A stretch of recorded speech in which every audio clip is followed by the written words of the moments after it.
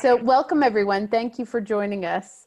We have a great talk this evening, and I think I'm going to let Terry and Maria kick it off, and then after they chat, we're going to open it up for questions. If you all want to chat privately, Sharon or I, that you have a question, then we will we'll call on you and unmute you to ask Terry and Maria the question. Does that sound good? Great. Great. So I'll just go ahead and get started. It's so nice to see some familiar faces and some new faces on there. My name is Terry Martinez. I'm the Vice President, Dean of Students, and the Chief Diversity Officer on campus. I thought today what I'd do is just provide you with a little update on what's been happening on campus and what we're doing, and to give you an opportunity to ask any questions or, to let me know what's on your mind as well. Does that sound, show me a thumbs up if that sounds like a good plan? All right, great. And my colleague, now she's up in my upper right-hand corner, but Maria Genao-Homs is in one of these boxes as well. Maria, wave to us. Maria serves as the Associate Dean for Diversity and Inclusion on campus, and she works with the chaplaincy, the Days Masolo Center, and our, the Office with International Studies and Students with Disabilities. So we have been very, very busy since March 12th on campus. It is hard to believe that it's been over a month, but that's the day we made a decision that our students were going to extend their spring break and begin working academically remotely for 2 weeks. And then of course that changed to the remainder of the semester. But I have a pretty incredible team in place. And what we did was we told students that beyond, they needed to leave campus beyond spring break, and that they would need to find a place to stay. And if they needed to stay on campus for one of several different reasons, that we would meet with them and talk them through that. And so we met with, somewhere between 175 and 183, I don't have the exact number, students individually. On Friday, the 13th, we set up quite an operation in the annex and in the barn, where we had a reception area, a waiting area. We had teams. It was almost like setting up a travel agency of staff members from across campus to help students with reservations, flight reservations, transportation to and from airports, and from to the Syracuse airports, to their home, to bus stations. We had them meet with financial aid, and then we had pairs of folks that met with students to think about what other kinds of needs they might need as they thought about their remote learning experience. So there are some students that don't have very strong Wi-Fi where they wanted, or didn't have a laptop, or the things that they needed. So we set them up with those technical needs that they may have had as well. And so over the course of a day, we processed, like I said, close to 175, 180 students, and helped them with all of those things. We allowed some students to remain on campus. Those were students who were either international students and couldn't get to their home countries, domestic students who were either, who claimed that Hamilton was their own address, right? So they may be homeless or have home situations that would not have been helpful to them or productive or safe for them to return to. Or if they lived in rural areas where, regardless of whatever, Wi-Fi support, Wi-Fi boosters or other technical support we could have provided them, we're not going to be able to complete their studies remotely. So those were the categories that we work with our students. And so we have about 52 students who remain on campus. Most of those students are international students. And of those international students, most of them are from China.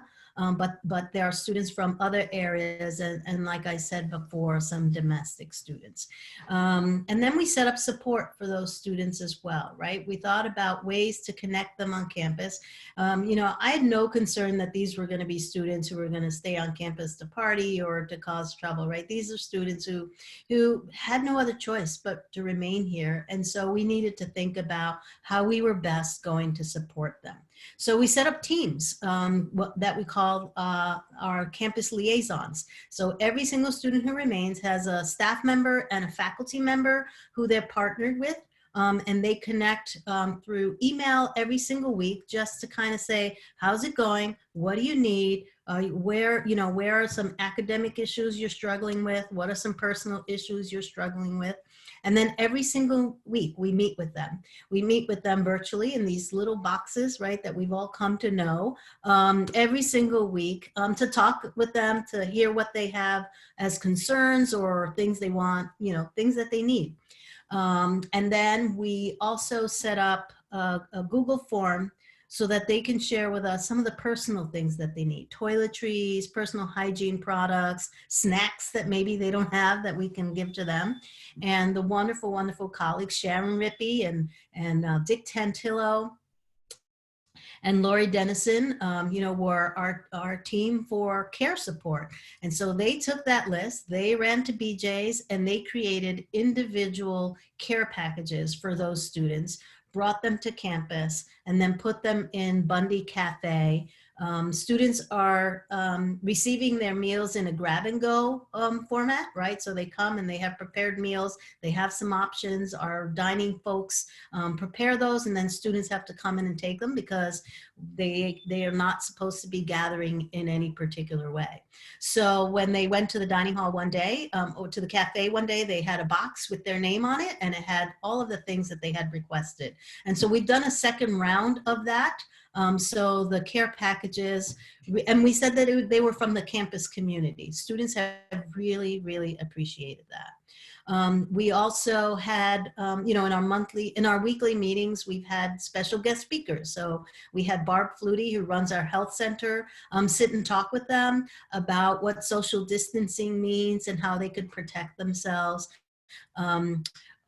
Dean Alan Harrison, who oversees our internationals program, international students program, met with them to talk about their visas and staying, in the country and what the summer might look like for them.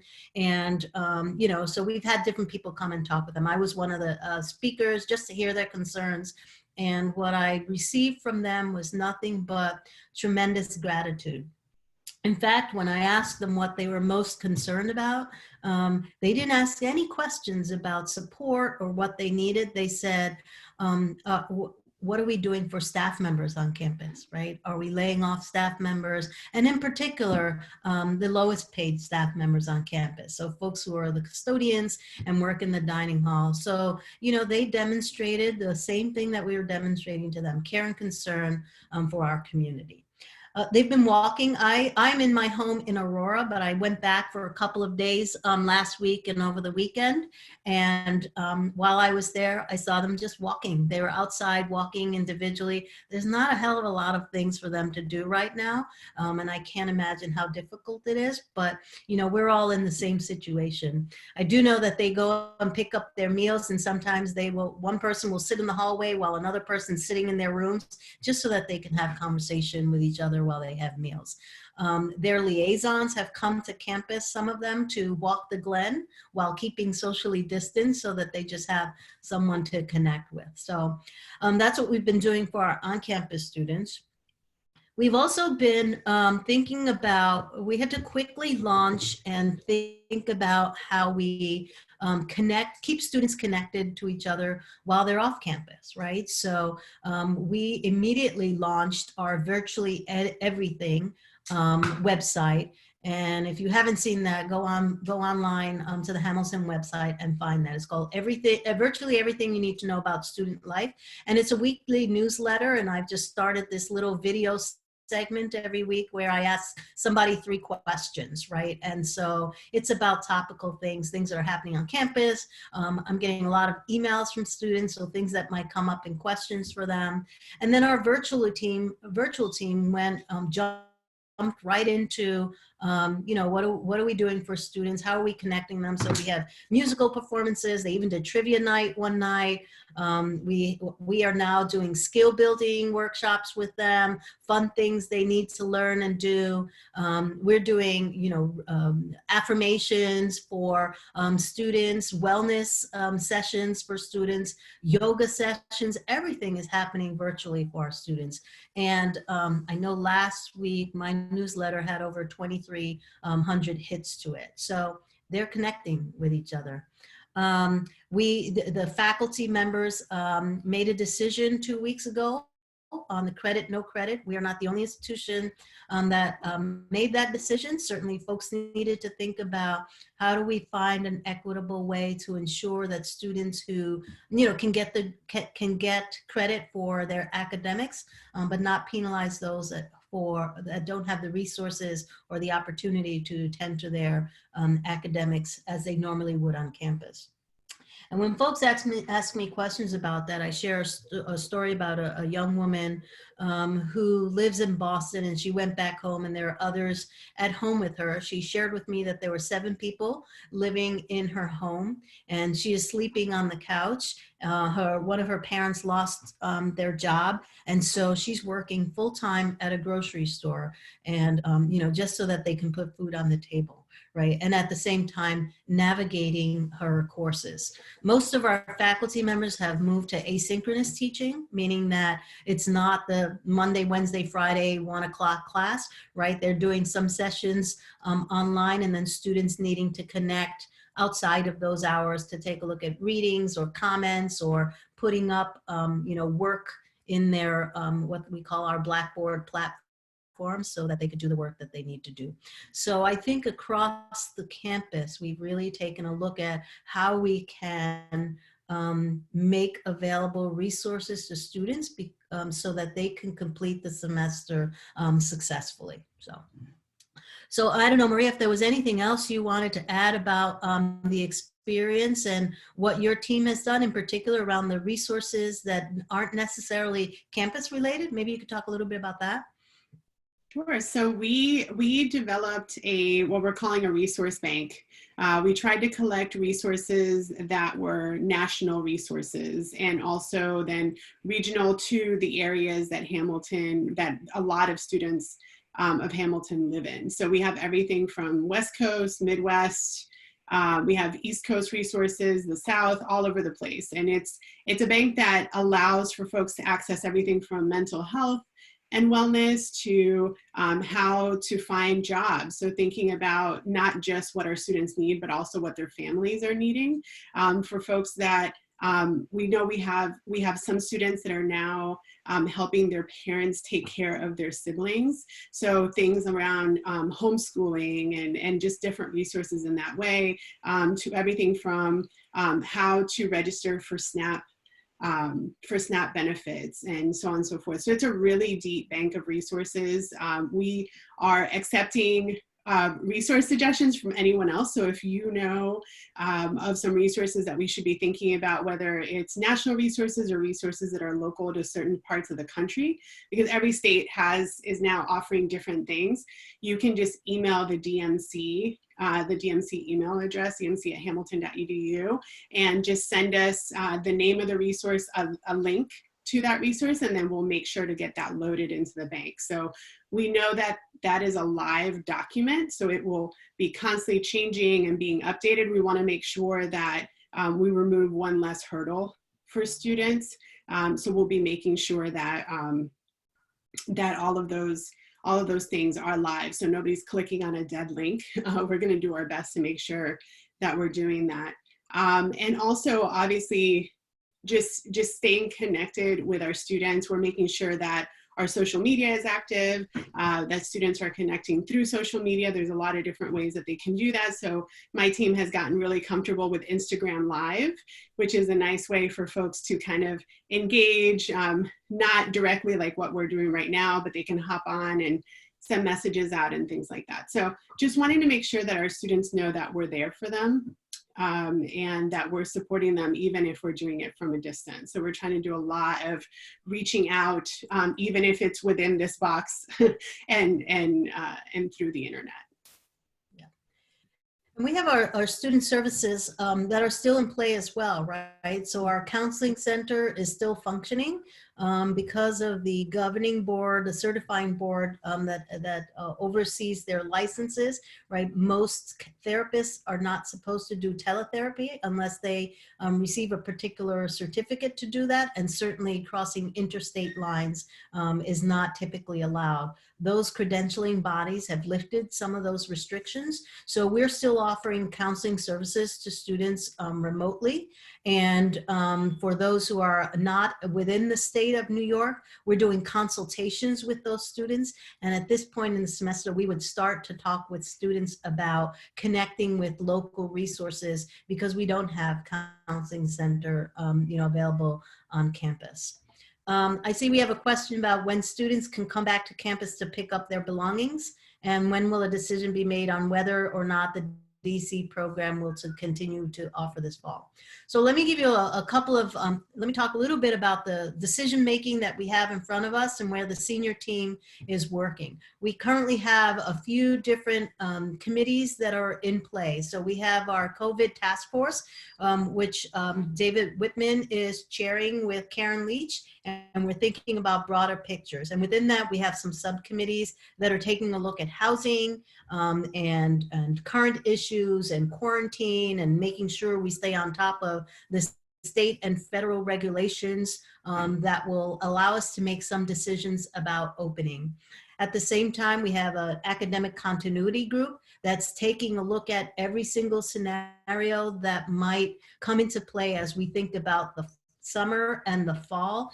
And we also have a financial group that's obviously focusing on the, the fiscal responsibility and the fiscal acuity of the institution to make sure that we remain in good financial standing. So those are the groups that are happening, lots of subcommittee underneath those. The decisions we have facing us ahead are around summer programs, right? So we've made the decision because of the New York State restriction on gathering that we can't have students on campus this summer for research and those kinds of courses or athletic camps, right? Those are not, we're just not going to be able to do that. We obviously are not going to be able to hold commencement in person on May 24th. We will be holding a virtual commencement on May 24th, and we have a committee that's taking a look at that and students giving input into that. And the president has committed to an in-person commencement at some point. And we're working with students to try and figure out whether that's going to be in the end of the summer, in the fall, in January or next summer. Those decisions are going to be, we'll make those as we know when restrictions are lifted.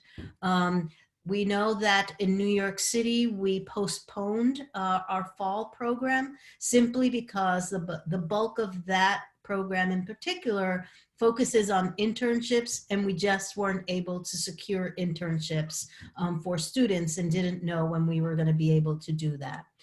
Some of our off-campus study programs for the fall, we're waiting for our partners in those countries to tell us whether or not we'll be able to move forward with those. And so what we've done for students who were planning on studying abroad so that they wouldn't be left out should they not be able to study abroad, we've allowed them to register for courses on campus in addition to registering for their abroad courses. And we've just postponed our housing selection process so that we make sure that we wait as long as we can so that those students who may have studied abroad, when we make decisions about whether they can or not, can go through the housing selection process again without being penalized. And so once we know whether or not we'll be able to get internships in DC, we'll make decisions about that as well. The faculty members who oversee that program are pretty confident that we can still get some internships in DC, so that's why we're holding out on making that particular decision. And so as we think about students coming to get their, many students left their belongings here. So for us, once we hear about whether or not, when the governor lifts restrictions about gathering, we will find out from students, right? We will survey them in the next week or so to find out whether or not they have a preference to come on campus to get their belongings, to have us box their belongings and put them in storage, or to have us box their belongings and ship them to their homes or wherever they go next. And then we will make sure that we plan out a schedule where they can sign up to come back and get their belongings, right? That's much easier for folks who live within a couple of hours drive to campus than it is for folks from California who need to make flight arrangements if they want to come and get their belongings themselves. So we will have a window of time where folks can sign up so that we make sure that, one, we still don't have everybody coming back at once because they're coming from all over the place, and that they come at scattered times across the campus. Some institutions who've allowed for their students to come back and get their things have employed that technique, and it has allowed for folks to come back, to not be congested, to make sure that they remain distant from each other. And it's been a smooth process. So I'm certain we'll get to that when we're ready to make that decision. So let's see, I'm just seeing, wow, there are a lot of questions. So I'm going to try and get to these. So we had Amy Farber, who is also she is our Women's Leadership Vice Chair, and she had a question for us. Hi, Amy. I can read it if that's helpful. That'd be great. Sure. So I was actually just curious about summer internship cancellations. And one, if you're seeing many of those, and then as a follow-up, if you are, kind of what additional resources the Career Center is planning to offer, knowing how critical summer internships can be to eventual student outcomes, and set them up for success in a full-time job search. So curious if that's been thought about yet. Yes. So Amy, we are running our career services virtually online, and they have a series of programs and workshops and conversations with students in place now. And if you go online, you can see our virtual career center, is in place and running. There are some areas where we're seeing internships drop off, but we're also making connections with parents and alumni to think about internship opportunities that are remotely done, that can be remotely done. And it really does, it's hit or miss at this point, but we are advising students. I know that Janine Oliver is having real specific conversations with students around experiential learning and how they might use this time if they're not doing it in an internship site, right? So this would be a great time for inquiry interviews, right? For an opportunity to learn about someone's profession or someone's career just by doing the term just escaped me, but to have a investigatory interview with them. The name escaped me, but you know what Informational I mean, right? interview. Thank you. Yeah. I know what you meant. That's great. No, thank you. That's really helpful. To think about other ways that they might learn about careers without having to be on site. Okay, great. Something else we've been doing in the alumni relations world is, as we meet with coaches or as I meet with Pala at the DMC, I always ask them, who do you work with that's having issues? May I connect them to alumni? So taking those situations sort of on a case-by-case basis. So if we have a swimmer who wanted to work in a nonprofit internship, we go to our database and see what alumni swam and work in nonprofit and try to connect those people so they can be helpful. Great. Okay, I think next we had Debbie, who had a question or two. Debbie, would you like to ask your questions?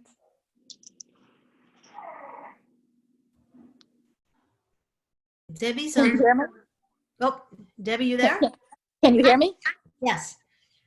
So I had two questions. One is that with all the juniors coming back that were supposed to be abroad, I think when they went through to sign up for the courses, there probably weren't enough slots for juniors. Yeah. And I know some juniors who got none of the courses that they need for their major, which is normally, these are unusual times, but usually this would be unusual for a junior not to be able to take one required course for graduation in their major. So is there anything that can be done about that?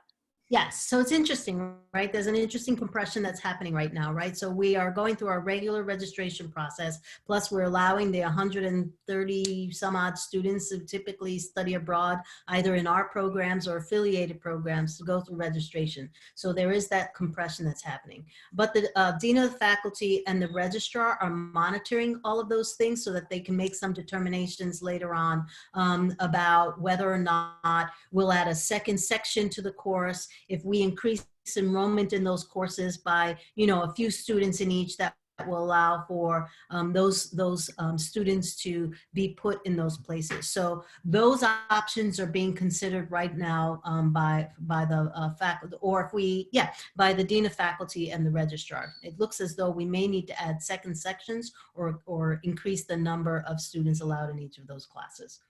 So they have their eye on that right now. Okay, thank you. Yep. And just one other question on the pass-fail. I know a lot of schools went optional pass-fail versus grades. And even when you're looking at kids who are maybe more disadvantaged, I know some who came into Hamilton and struggled academically, but by junior, sophomore year, they kind of were doing well last semester, and now all of a sudden their grades don't count. So that's hard on them too. So I was just wondering how you made the decision to go mandatory pass-fail versus optional. Yeah, so as institutional, right, the college governance system says that faculty members make decisions about the curriculum and academic policy.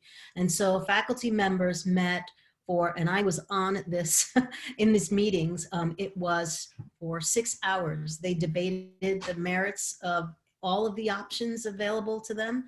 And after numerous, and everything, all of the pros and cons of going to grade, no grade, optional, credit, pass, fail, everything that they could possibly think of, they debated on the faculty floor for what seemed like an infinity sometimes, but they made the decision to go credit, no credit, thinking about, all of those things, right? And so one of the things that we're telling students is that they should be, although they won't get a letter grade, what they can do is ask for a narrative from their faculty members. So if people remember back to the Kirkland days, where instead of letter grades, right, they got narratives about their performance in the classroom that talked about participation, that talked about engagement and all kinds of things. So the Dean of Faculty has been advising students to ask for faculty members for that kind of evaluative input for them. And we know that graduate schools and medical schools, right, will see this semester as an anomaly, and that all institutions of higher ed are functioning very differently for this semester for sure. Did other people weigh in addition to the faculty, like the head of the career development office, the head of the psychology department or whatever, all these things that influenced these kids' lives, or was it all not faculty? on the faculty? Yeah, not on the faculty floor, right? Because administrators don't have voice or vote in academic policy. I know that I had conversations with folks individually, and I'm certain that folks reached out to the director of counseling to just hear his thoughts, but it wasn't an official voice on the faculty floor. We have Allison Brown, who graduated in 2011, who has a question. Hi, Dr. Martinez. I'm a fellow student affairs professional. So I am wondering, the Chronicle lists Hamilton as getting just under $1.2 million from the CARES Act, with half of that being required, a minimum of half of that going to financial aid. Do you know what Hamilton's plan is for distributing it so that students can get it as quickly as possible? Yeah, so actually I was on a call this morning for C's committee, which is our Student Emergency Aid Society, right? And so we typically receive requests from students from all kinds of things, from laptops to travel home for emergency, suits for interviews, for co-payments for medical issues. And so we had a quick conversation about that this morning, but there is another team, and I don't serve on that team, that is working with financial aid in our business office to see about distributing those funds, at least half of those funds right now. for students with the highest need. So there will be a sliding scale for the highest need to those who request, you know, a little bit of need, so that we get that money out to them as quickly as we can this semester. And then the remaining funds we'll use in the fall to do the same thing. Awesome, thank you. Yes. Next, we have Andres Hernandez, who has his Alexander Hamilton bobblehead in the I corner. see that. Hi, Andres. Hi everyone, and it's Enriquez, not Hernandez. There's a slight difference. I just wanted to know about, I know there's a lot of stuff on hold, and I wanted to know about the Posse scholars, the Posse group, the scholars, the HEOP students that generally meet in the summers, and I know that's critical for them in terms of transitioning. So how's that, what's the story with that? So Phyllis Breland is working very, very closely with the state with respect to HEOP, right? Because again, because we can't have large gatherings, we're still trying to figure out if that's going to be lifted for the summer, and when we can bring students back. If we can't bring them back for the summer, and again, this is for the HEOP program in particular for New York State, right? And if we cannot bring students back for their summer program, what the HEOP program across the state is thinking about, how do we still deliver those services to students? We know a lot of it is about cohort building, but it's also about environmental acclimation. And so how can we deliver both of those things, one either remotely or in a different format when students get back on campus, right? So that might be Saturday meetings, you know, or evening meetings. And the state hasn't yet decided that. And so we're waiting on that. And with respect to Posse, you know, Posse, we had our Posse selection for our Miami kids in the fall. And as you all know, Phyllis Breland is retiring. And it's so sad that we're not going to be able to have like an on-campus celebration on the day she retires. But we'll get back to that, even if I have to throw a party at my house, and you're all invited to that. But, you know, because she was transitioning out, we have transitioned in Maria. And Maria shadowed Phyllis all year long. So went down to Posse selection, Posse recruitment, Posse ceremony, and so that we'll be ready to receive those students when they come on. Now, whether or not, again, we have a summer program for them is still up in the air. We will continue to plan as if we will have a summer program, but create a different, you know, process for if we don't have a summer program. Thank you. Yeah. Okay, I think we have Sadiq is next. Is that correct? Yeah, that's correct. Oh, great. Hi. Hi, I'm Sadiq Abubakar, class of 2015 from Nigeria. My question is with regards to international students. Yes. How is this affecting the international students community at Hamilton with regards to immigration and all the processes they have to go through? And additionally, if you could speak to what's happening to recruiting internationally as well. Yep. Sure. So I know for our international students there were some students who went home because they could, and other students who just went to stay with friends or family who are in the United States. And like I said, we have about 40 some odd international students who remained on campus, right? So they are far flung at this point all over the place. What we know is this: if their embassies are open, we're going to continue to work with them to get back into the States if they left. We know that there are some students who remain on campus that just want to go home and their borders are closed and they can't go home, right? So we will be making decisions about what happens to our students who remain on campus, because what we don't want is for them to go home and then not be able to get back into the States. So we haven't yet figured that out. But we're monitoring that for those students on campus. And for those who are domestically, I just heard this morning that China has opened their consulates so that students can begin the paperwork. And so we're kind of keeping tabs on what's happening and then making sure that we direct students to those. With respect to our international recruitment, our numbers at least application wise, right, and deposit wise, remain consistent with what we've seen in the past. And we're just going to need to, hold off on to see what their governments say about them coming in and our government says about folks coming in. We're committed to those students, and if for new students in particular, if they cannot come in the fall, right, we'll look to a January deferral, but we are committed to making sure that if Hamilton is their choice, that we remain their choice. Okay, Does that great. answer Thank your you. question, Sadiq? Yes, absolutely. Thank you. Yes. I believe Debbie has another question. Hey, Debbie. Yeah, can you hear me? Yes.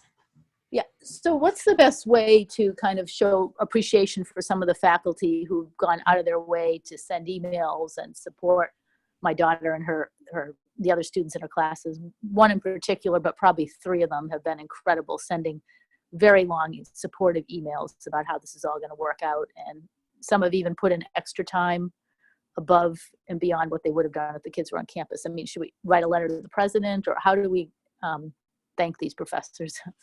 Thanks for that, Debbie. I appreciate that. I have to say, we had 2 weeks to figure out how we move our courses from an in-person format and one that gives the beauty of what Hamilton has to offer, right? That personal contact, that connection with faculty members, to think about how we deliver that content remotely and asynchronously, right? And we talked about that. Students are all over the place, meeting at 3 o'clock in the afternoon or meeting at 9 o'clock in the morning. If you're on the West Coast or in China or in Hungary, it's not the same thing. So faculty members had to quickly think about how they shift that. Many of them having never done online, teaching before. So we work with our wonderful team from our library and technology to figure it out. There are lots of email conversations with faculty members who were learning or maybe who had done this before, to give each other tips and suggestions.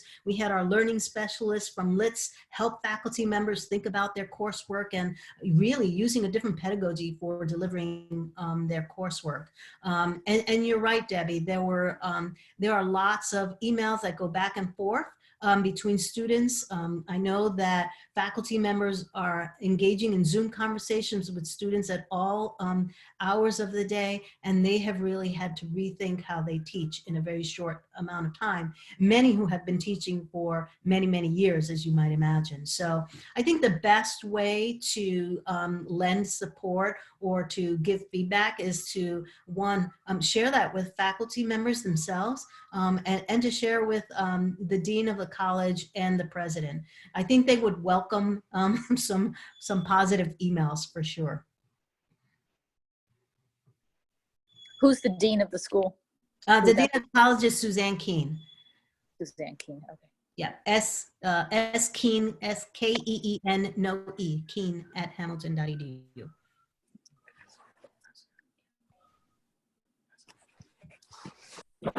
Thank you. Do Hello? we have? Hello? Yeah. Hi, Hello. I'm Debbie's husband. Could I ask a question too? Hi, Debbie's husband. Yes. Okay. So let's see. One question is, what preparation is going on in case they're still going to ask for separation in the fall Yeah. in the classrooms? Yep. What I mentioned earlier was that there was a committee that's called the Academic Continuity Committee that right now is taking a look at several different scenarios. One that we're calling the blue sky scenario, which is like, things are going to be great and we're going to open up as we expect, but oh no, we have a second wave and we may need to do this again at some point. So they're thinking about that particular scenario. Then we have a middle case scenario that they're considering, and that could be that we've not just lifted, right, the restrictions are not yet lifted and students cannot begin when we expect them to begin, but maybe they might be able to come, in September or October. And so what does that look like if we want to start on time, but students aren't on campus? And, the calendar might be in a different situation, or that they get on campus and we realize this is seasonal and we have to clear it out again, right? So that we have permission for students to return, but then the virus returns at the end of the season and then we have to switch our learning again. And then the worst case scenario is that we would not have things lifted in time for us to begin in any semblance, so that, you know, it begins, we could have people come back in November, and that doesn't make sense to us, right? So what does that remote learning look like?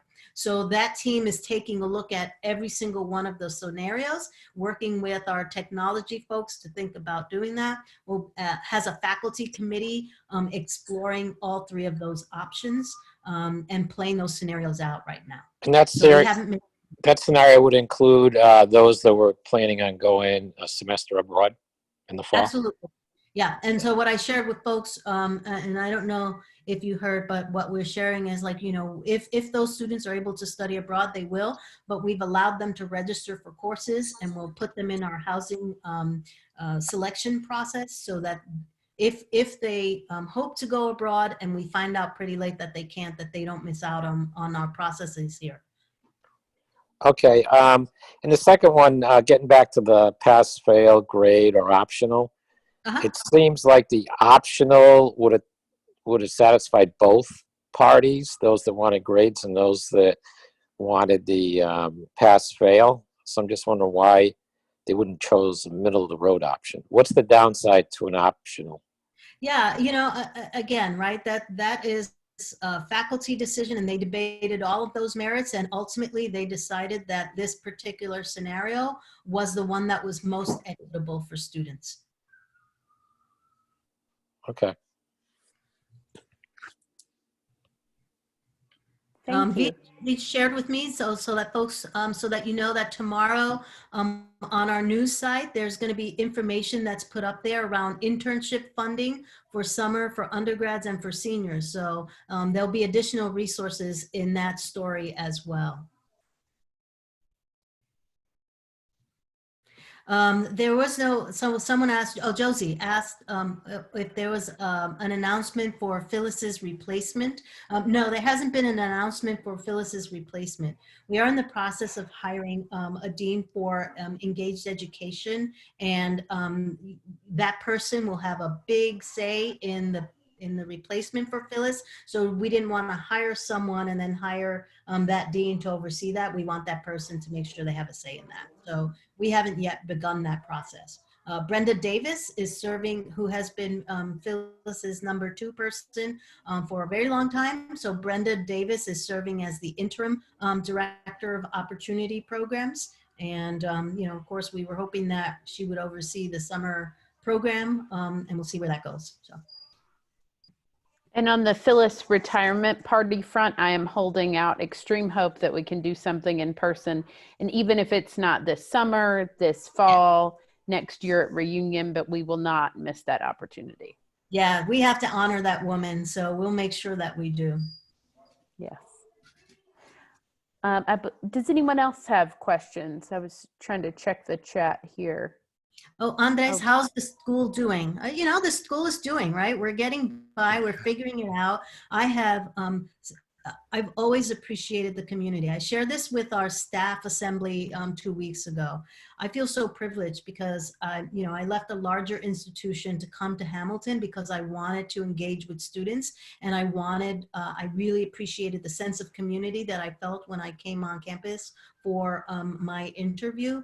And you know, I'm in the kind of school I've always wanted to work with a supervisor that I've always wanted to work with, on a team that I've always wanted to work with, in a community that I've always wanted to work with, and now I'm a dean of students without students, right? So what remains though, Andres, is that community spirit, right? So when I put out a call for campus liaisons, within 2 hours, my list was filled. Right? So when I put out a call and said, hey, I need folks to sit with us, you know, I didn't know it was going to be 8 hours to help students figure out how to transition from campus. I had volunteers. I had over 50 volunteers, right? When faculty members said, we got to think about how to do this, everybody came together to think about how to do this, right? So I think the spirit of the community remains, and it really does remain strong. And I feel so proud of the work that everybody's doing across campus, right? In different ways, in ways that we've never had to do before. So I think people are tired because we've worked really, really long hours, making some really hard decisions. Not all of them, as you know, are popular but our spirits remain high, and we keep doing the work that we need to do, right? Our goal is to make sure that the students have the best experience that we can possibly offer them, while maintaining that you know, the uniqueness that is Hamilton, right? That personal touch. And it goes back to Debbie's comment about faculty members emailing students at all hours of the evening, or us thinking about what needs students have and everybody pitching in to get care packages, right? So that remains intact, and that's what's going to hold us through. Good. Is the campaign still happening, do you know, or is it? Oh yeah, I'm gonna need your money more than ever. So if I could take this, let me. What a surprise! I wasn't sure. I know this is not, you know, your department, but I wasn't sure how the endowment did given this crash, and what the campaign is, and any of that. Yeah, I don't know much about that, right? So I know, you know, like everybody else who has money in their savings, right, for retirement. I won't even look. I'm afraid to look, because I won't retire for another 50 years then, and that's scary. But you know, we're dealing with the hand we're dealt with, right? Like everybody else. So yeah, I don't have more specific to that. Fair enough. Fair enough. Yeah. Thank you. Yeah. Other thoughts, other questions, feedback? All right, since I don't hear anyone, I'm gonna step in. Oh wait, I see Art Solo raising his hand. Hi, Art. Hi, everyone. Can you hear me? Yes. I think the group should be aware that the board is meeting every 2 weeks as this goes on, so that questions like the endowment, and yes, Andreas, please keep giving and even give more. Questions like the endowment, questions on how we're serving the students, that's something that's reported to us every 2 weeks. And these have been great meetings. Quite frankly, doing it this way is sometimes better than having 40 people around a table. But I think David and the team are absolutely on top of it. So thank you. That's great to know, Art. Thank you so much for that information. I will write a check today. Thanks.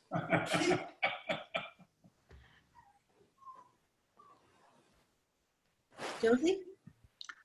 So thanks for that, Art, by the way. Hi, everybody. I'm Josie Collier. I'm class of 97, parent 2014. I'm your vice chair of your alumni council and your incoming president of the Alumni Association, barring any write-ins. Just wanted to thank Terry and Maria for hosting. We really appreciate this. I know there were a lot of parents were concerned. Patty and I have been fielding questions, and poor Sharon, she's been gracious enough to respond and edit all of our emails that go out to the alumni body. So I just wanted to let everybody know that we've been closely watching this as an alumni council. We've been trying to think of ways to not only help the students on campus, but staff and faculty as well as alumni. I don't know if Paul Record is on, but the Hamilton Career Networks have really been trying their hardest to make sure that we have virtual professional sort of outreaches, as well as some, sorry, hold on my phone, as well as, fun stuff to do. We've had tons of virtual happy hours, just trying to find ways to stay positive and stay in touch. We also have a project going on where we're going to send out like a public service announcement just to make sure that we can help out anybody who needs resources or just need a friendly, kind word, because that's important right now. And lastly, I can't stress enough, we've all been talking about, the campaign is still going, but if you don't mind, when you make a donation, also consider to label it as C's, because that's where the funds are coming from to, help these poor students that are on campus. And also, I think some of the wonderful staff that have been coming out of their own pockets can get a little bit of a break. So I want to say thank you to all of those professor buddies and student buddies that have been teamed up with the folks that are still on the Hill. Our hearts go out to you. And if anybody has any questions for us and, the Alumni Council in general, just let me know. Yeah, Josie, I do want to say something about the Seas Fund, right? So the way we were using the funds, even before the Federal CARES Act fund came, was like when we had our so-called travel agency set up, right, to help students book. We just booked tickets, right? We booked tickets, Right. we helped them get the buses, you know, and then we said we'll figure it out later, and that's how we're going to use those Seas funds. But in addition to that, right, we have had students who've contacted us to say they have, you know, food insecurities or home, you know, they are staying with friends and they need to pay rent. They haven't paid rent, and what was supposed to be 2 weeks has now turned into over a month, and they want to contribute, right, to the food and to the rent. So when they write to us requesting that, we are making sure that we provide them those needs. So even more reason to give, because it helps on and off the campus.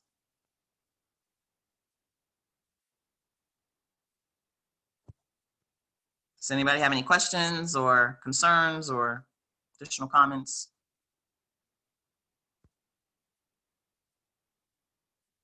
Thank you all. Thank you, Terry and Maria. Thank you all for bearing with me. I have a 3- and 6-year-old running around, and my husband was working at the hospital and got home late. So I was very scattered, but I appreciate everyone bearing with me. Thank you. And especially to Sharon, who always navigates the questions. Thank you. I hope you all remain safe, and I know that, you know, we're all in a different kind of transition, and we are many of us are privileged to be doing that from home, where we have a roof over our heads and, you know, a bed where we can put our heads on our pillow and food on the table.